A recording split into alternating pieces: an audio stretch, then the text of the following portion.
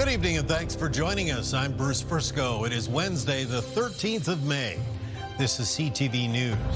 Tonight, New Brunswick aims to become the top spot in Canada for mining projects. Protection from the sky. Nova Scotia unveils its new flying force to tackle wildfires. And hammer time. A Nova Scotia man really nails it with his collection.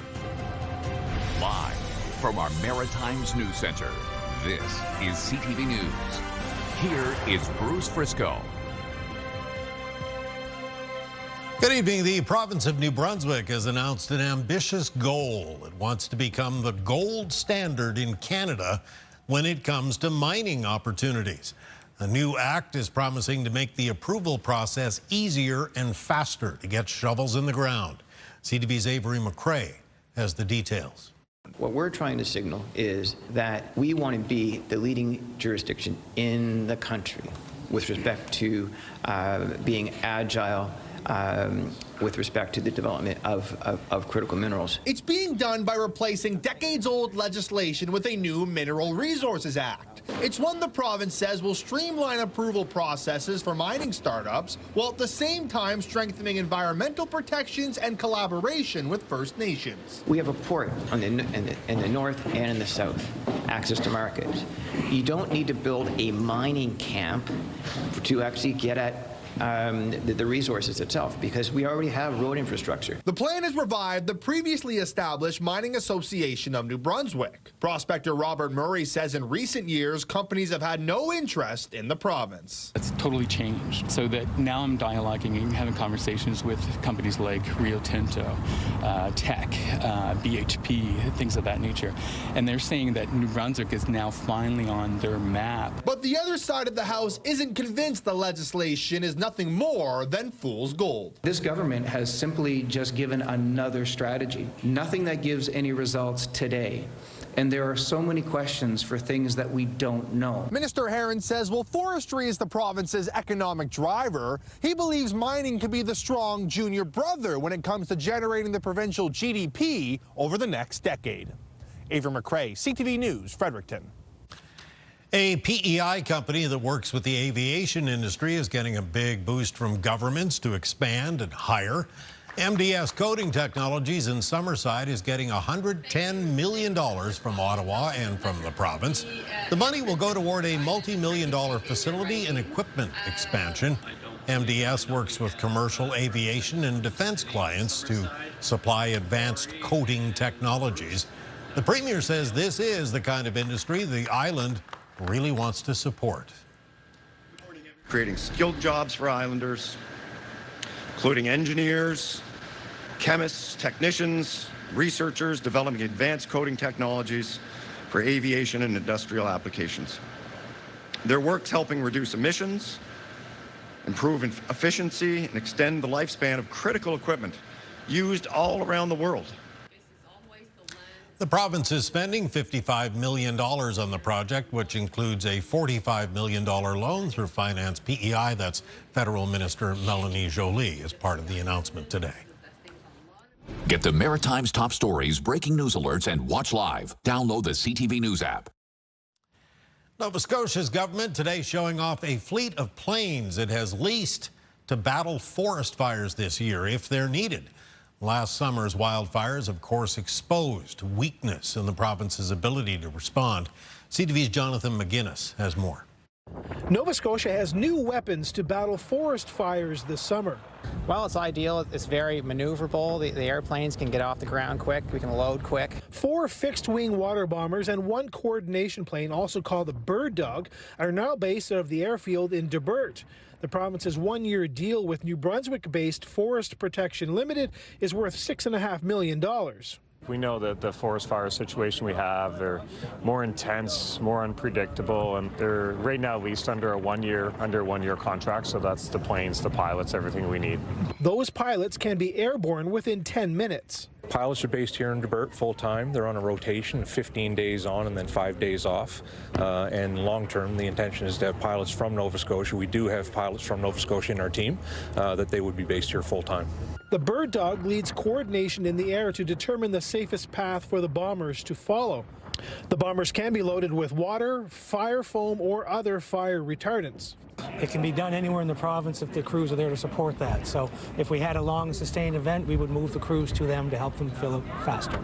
Pilot Daniel Robb knows exactly how the planes perform. He says they're ideal for what Nova Scotia needs. I was on the fires in Aylesford Lake last summer, and we did some quick strikes from Fredericton, and yeah, over the Bay of Fundy. Our initial attack was fast, and we were able to haul retardant. In addition to the 5 aircraft, fire crews are getting upgrades to their equipment to the tune of $12.8 million, which is being matched by the federal government.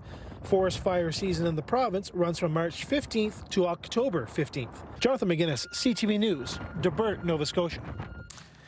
Nova Scotia man convicted of murdering 2 men years apart is appealing both verdicts. Adam Drake was found guilty of gunning down Tyler Kaiser in Halifax a decade ago. Today, his lawyer argued the trial judge made errors and the case took too long to get through the courts. The bird's eye view is that Mr. Drake's right to be tried within a reasonable time was not given proper priority by the Crown. Drake is also appealing his conviction of killing the rapper Pat Stay back in 2022. He was not in person in court today. The 3-member appeal court reserved its decision. As of Monday night, downtown Moncton has 2 new city councillors. Both enter City Hall with ideas on how to tackle crime that has plagued that particular area of the hub city. During the campaign, both say they heard loud and clear how many people simply don't feel safe walking around downtown Moncton. We need to make sure we're taking the steps to address that by, I think, a more of a presence by whether it be bylaw officers and RCMP, but literal boots on the ground. I think Enough is Enough may not have gotten the electoral result that they wanted, but I think that, I applaud them for bringing up a very important conversation that needs to be had. The coalition, Enough is Enough, plans to meet the new council next month for an update on the problem. Pricing, rebates, and whether the premier should be the energy minister. Those issues were sparking debate at Legislative Committee in Nova Scotia today. Another focus of the Committee on Energy was the province's Heating Assistance Rebate Program, known as HARP.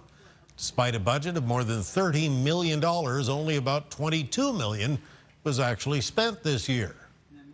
There was 9,000 folks that we followed up on that needed to provide a heating bill as new applicants, but it was an incomplete application. The Scotian power bills just went up again on May 1st. They're going to go up again by the end of this calendar year.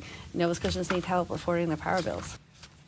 An affordable energy advocacy group also complained it's often difficult to access the premier, who is also the Minister of Energy. They'd like to see the roles separated. If you've seen teenagers wearing swim goggles or water wings lately, they are likely playing a graduation game known as Senior Assassin. It involves water pistols, and it's been around for a while now, but as CTV's Stephanie Seacos tells us, police are warning the students to be careful.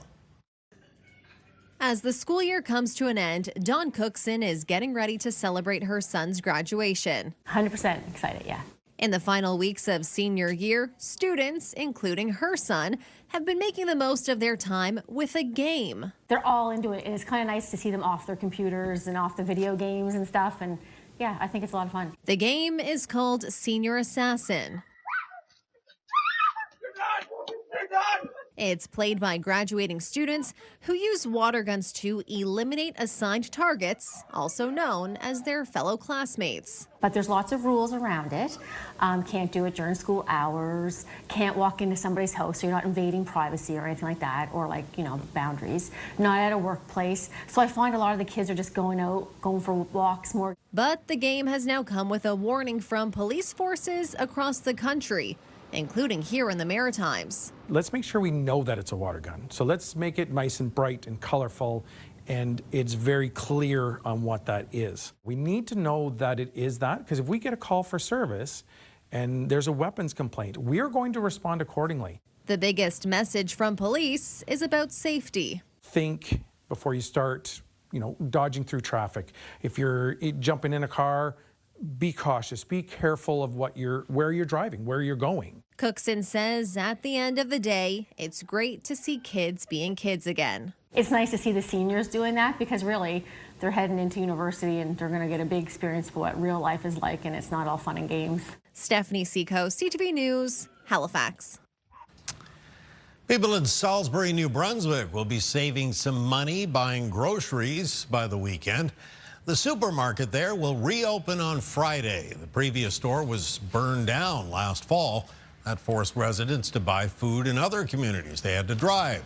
The owner says the store was rebuilt in record time in the same location, and he cannot wait to welcome his regulars back. They've gone without now for 8.5 months. The convenience of having their own local grocery store means a lot to these folks. I feel when you look at it, it's not only a grocery store, it's a place to meet. You're seeing a lot of people spending time in the aisles, chit-chatting. It's far more than a grocery store.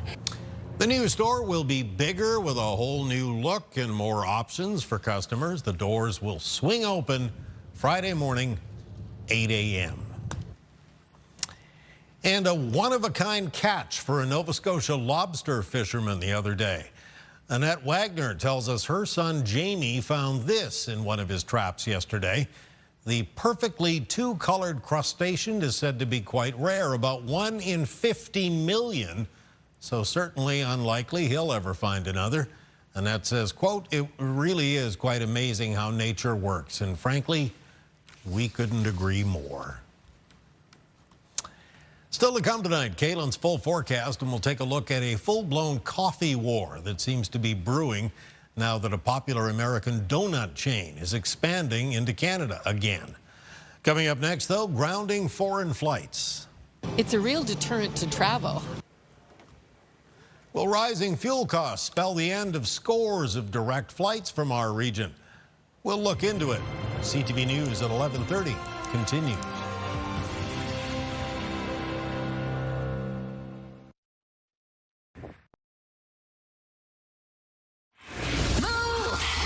With Aaron and Peter.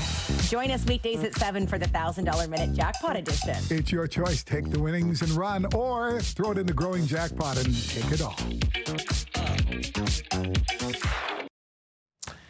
The rising cost of jet fuel is forcing Canadian carriers to cancel some foreign flights. So what about all those direct routes from Halifax?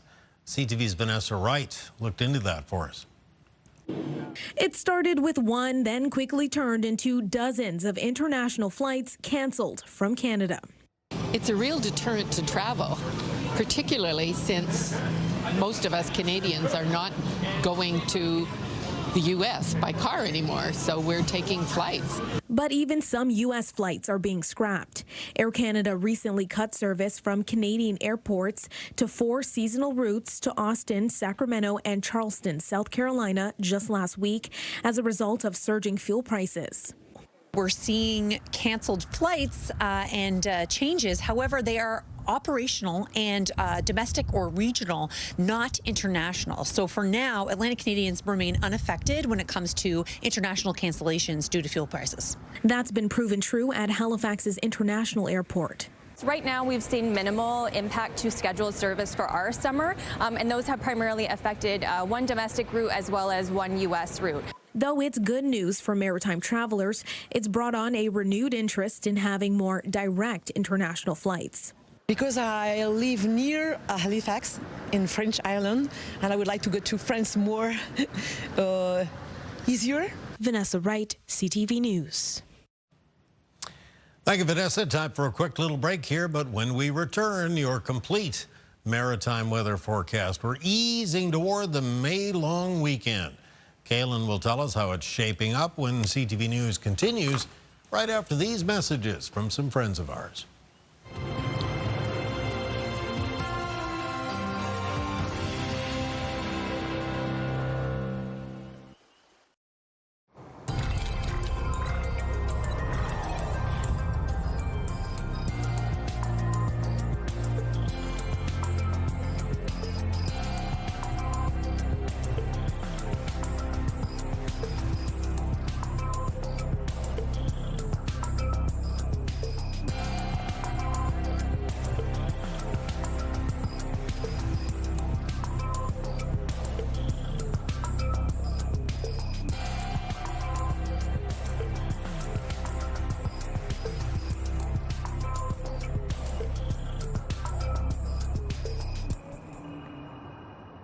13th day of May. It is Wednesday, and it was nice to see the sunshine today after a pretty gloomy few days.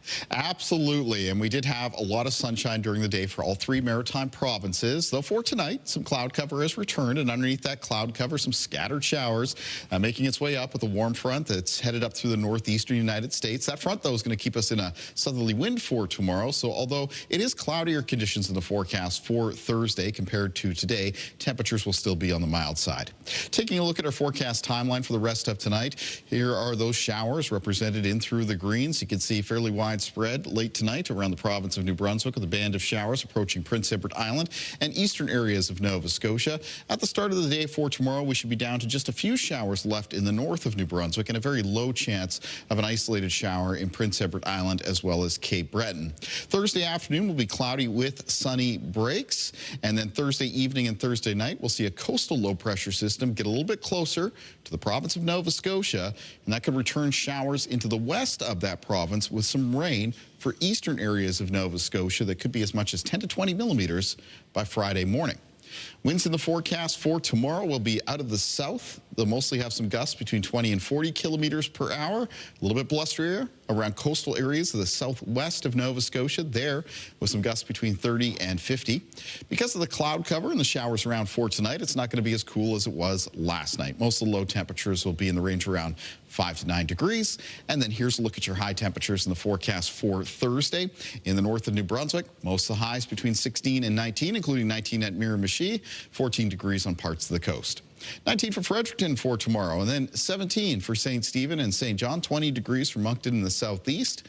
For Prince Edward Island, high temperatures will be near 18 for Summerside and Charlottetown, 19 for Cavendish, 18 at Montague, a little bit cooler at Surrey with the high closer to 14 degrees. In Cape Breton tomorrow, looking at 16 for Sydney and Bedeque, 14 at Port Hawkesbury, near the high teens for the north shore of mainland Nova Scotia. For the eastern shore, though, close to the Atlantic coastline, those highs between 11 and 14 degrees. 19 for Amherst, 18 for Truro, the city centers Halifax and Dartmouth, with high temperatures near 14 degrees. In the Annapolis Valley, the high temperatures will be in the high teens on Thursday, but on the south shore, close to 15 degrees, except 17 at Yarmouth. In the extended forecast for New Brunswick, there's a low chance of showers on Friday, and then the upcoming long weekend looking pretty good. I mean, high temperatures on Saturday and Sunday could both be in the low to mid-20s. There is a low chance of showers on Sunday, about a 30% chance, then a mix of sun and cloud in the forecast for Monday and Tuesday of next week, and a chance of showers on Wednesday. And for Nova Scotia, coming up on Friday, there's expected to be some showers during the day. Those should be wrapping up early Saturday morning. The rest of Saturday looking pretty nice. On Sunday, low chance of some showers. Still with warmer temperatures, though, and a mix of sun and cloud on Monday. Tuesday, a mix of sun and cloud, and a chance of showers on Wednesday of next week. And finally, for Prince Edward Island in the forecast coming up on Friday, there is a chance of showers. Temperatures a little bit cooler, but the high on Saturday will get up to around 18 degrees, with 20 expected on Sunday with a 30% chance of showers. Mix of sun and cloud after that for Monday and Tuesday of next week, and that's followed by a chance of showers on Wednesday. Bruce. We will take every minute of it. Thank you, my friend. Okay, stay with us. There's a whole lot more to come.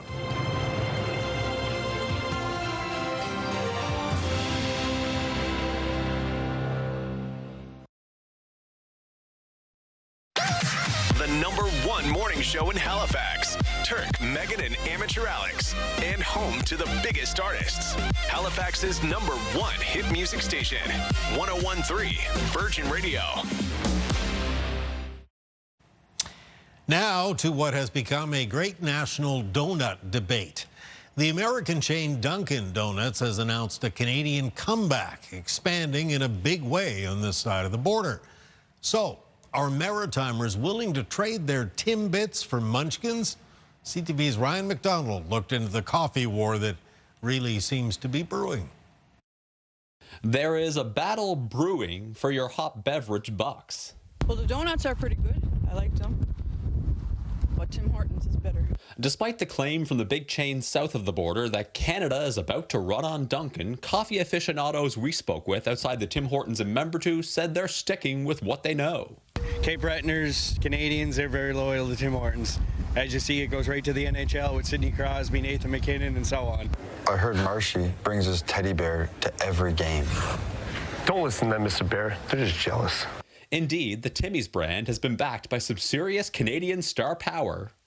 Justin, we know you've always loved Tim's. Obsessed. Then again, a Hollywood A-lister did the same for Dunks. It's a great deal. A large coffee and a donut for $1. I mean, it's pretty cool. So I thought it'd be like authentic and meta. Yes, I'm doing the commercial, but am I doing the commercial? Obviously, Dunkin' was here for a long time previously, and they packed up and left. Retail analyst Bruce Winder says most Canadians barely noticed when Dunkin' was here before, but it could be different this time. They're looking at targeting consumers 13 to 35, more of a young, cool sort of crowd. He adds that Tim's might now have a bit of vulnerability. You know, there's a lot of sort of discussion on social media about potentially Tim's quality going down or their service going down. Could you imagine if we did a birthday cake waffle Timbit? So if Dunkin' were to last up here, could they draw people in with some Canadian concoctions? I think I could see him getting like a poutine type of donut. Ryan McDonald, CTV News. Thank you, Ryan. Time for one final break tonight. Coming up, Hammer Time with a collector you will not soon forget. First, though, your wake-up weather. Here's a live look at Lunenburg on this Wednesday night, currently 8 degrees. Kaylin Mitchell will tell you how to dress for the morning when we come back. –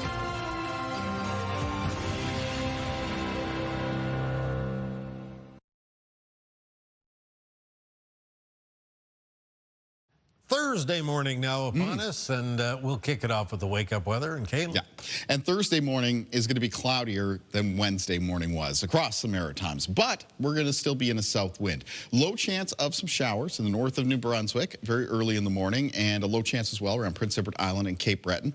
The afternoon, not completely overcast. There should be some peaks of sunshine here and there around the Maritimes. Most of the high temperatures will still be headed up towards the high teens, except low teens on parts of the coast. Bruce. Man's collection, unique collection, hits the nail right in the head. CTV's Paul DeWitt takes us to Dale Penny's backyard, where the 81-year-old spends a whole lot of time tooling around. Hi, my name is Dale Penny. I live in Pinehurst, Nova Scotia, and I collect hammers for the last 35 years. I started collecting tools because I didn't want to see all these hammers thrown away with modernization, and I love cleaning up hammers and making handles. I've probably reached at least 6,000 here in my workshop. I enjoy doing it. My first hammer a friend gave me, and it needed a handle, and I fixed it up for him, and I kept on going. I have spent hours and hours cleaning up tools. Anything you see here with a new handle, I probably made it. Or one of my friends used to make them, and they're all gone now. Some people give me hammers, and I go to yard sales. I have friends pick them up for me. So it's a great hobby. Right. My wife used to call me Hammerhead. You never throw nothing away. You fix it and keep it. If anybody wants to stop in and have a look at my collection, welcome to see them. Congratulations to him. That is great. That's your late news tonight. If you joined us late or you'd like another look at any of our stories, including that one, an extended version, ctvnewsatlantic.ca. Always your home for news. I'm Bruce Frisco. Thank you for staying up late with us tonight. Have a good evening. We sure hope to see you again tomorrow.